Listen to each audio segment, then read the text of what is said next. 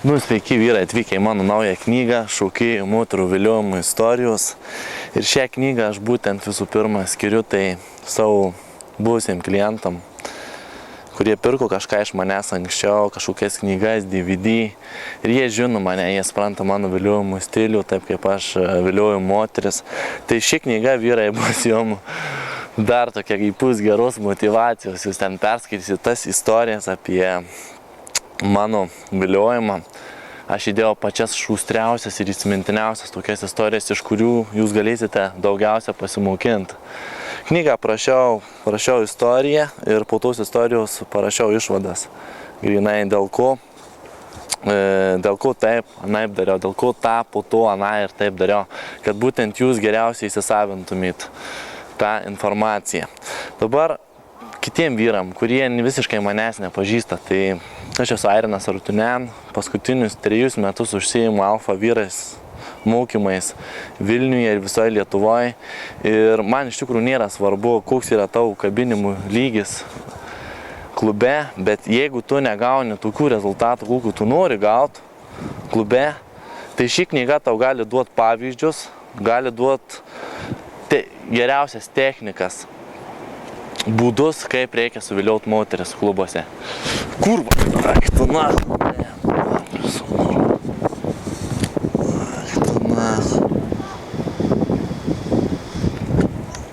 Kurva. Tai va, kebra, nukrito kamera, nieko tokio, tęsiam toliau. Tai žodžiu, ši knyga yra skirta vyram, kurie nori iškelti savo kabinimų lygį į kitus debesis, į kitą visai lygį. Ir paklaustų savęs, jeigu tu nueini į klubą ir tu neišpisi tos moters, kokios tu nori, tai tu gali neinvestuotų 49 litų, gyventi, kokį gyveni toliau savo gyvenimą, gauti tokius rezultatus, kokius tu seniau gaudavai ir likti toks pat visą savo gyvenimą.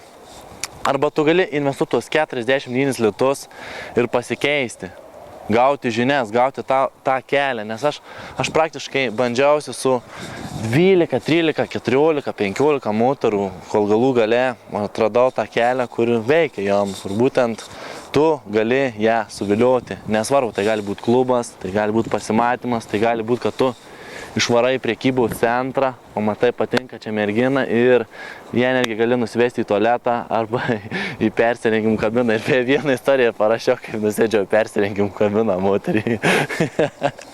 Tai va.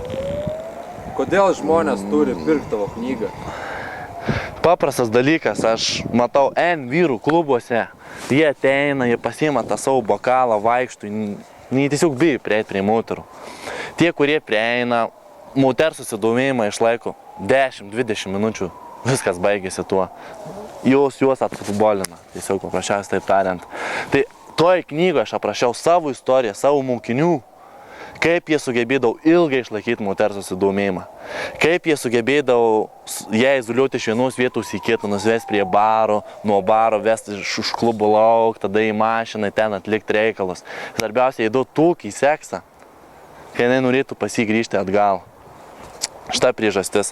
Antra priežastis. Nesupranta moterų psichologijos pakankamai. Kaip jų smegenys dirba, kaip moterys priima sprendimus. Pavyzdžiui, vyrai tikrai yra susidūrę situaciją, moteris sako, ne, aš niekur neįsiu, baik, aš į tavo mašiną nelipsiu. Bet kažkaip jinai įlipa ir pasimyli su taimi.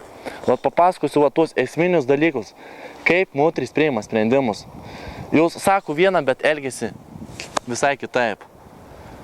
Tai paaiškisiu, dėl ko tai yra ir atskleisiu paslaptis iš tikrųjų, kaip būtent ją perjungti ant emocijų, ne ant jos loginių mąstymų. Tai kodėl dar neturėtų tas vyras pirkti tą knygą? Tai esmė, čia yra aktyvi investicija į jo gyvenimą. Maždaug, jeigu jisai perskaitys tas mano istorijas, mano mokinių, ir jeigu jis tai sugebės taikyti, nes jis važiais įsteigė kiekvieną savaitgalį klubus, jis varys dienos metu į prekybos centrus, susipažinti į gatvę. Ir jis pradės taikyti tą visą viliojimą nuo A iki Z, nuo priėjimų iki lovos. Kaip reikia suvilioti tą moterį. Ir praktiškai po metų mes galim jau iš jo nulipdyti, pavers kokį visiškai pasitinkį savimi, suprantate gerai moterų psichologiją. pasiimančią bet kurią moterį. Pamatė, patiko, geri aukštakulniai jos, timpos, užpakalis, priejo, užkalbino ją drąsiai. tą pačią dieną jis ją raukia. Nu, apie tokį mes rezultatą kalbam. Apie rimtą stiprų viliojimą, o ne apie labas, gal žinai, kur randasi gatvė. Labas, gal žinai, kur bankomatas. Labas, mano draugas įkliuvo į tokią situaciją. Jau ten mergina tą pavyzdį, ką jam patartum. Man reikia mūtiš, ne. Tai yra vyriškas stiprus dominavimas, tiesioginių intencijų rodymas. Ir tai yra labai stipru. Tu moteris iš jūsų nori, tu moteris iš jūsų laukia. Tai vien dėl šito dalykų. Po metų kokį mes dar jį įsivaizduojam. Įsivaizduojam praktiškai gryną alfą. Ateina į klubą, nušluosto visiems vyram nosis. Ateina į klubą ir tiesiog moteris iš karto pamato jį, nori jo dėmesio, nori su juo pažinties. Nes jie iš akių matosi, kai jie tokie yra moteris, kai man viena paskui, kad jinai atpažįsta tas alfa vyrus, sako, jie dega akise, jie dega pasitikėjimu savimi. Ir tai būtent ir lems, kad jis tokiu pavirs, jeigu jis taikys tuos patarimus. Ir sekanti priežastis, dėl ko vyrai turėtų pirkti tą knygą, vis tiek žinau, kai trūksta motyvacijos, kai trūksta tos ugnelės, atrodo gyvenimas toks pat. Rauki tą pačią moterį, kuri yra seniai atsibodusi, o vyriška prigimtis traukia prie kitų moterių, tu nori kitų. Ir taip lemba, tau trūksta spyrių į šikną. Ir tu neturi šalia žmogaus, kuris va tau įspirtų, stumteltų tave eiti. Tai ta knyga, tos istorijos yra žiauriai šūstros.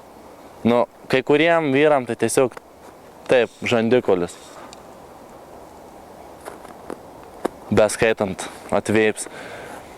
Ir tai tau duos motivaciją. Tai tau atvers akis, iki kokių lygių galima eiti su moterimi.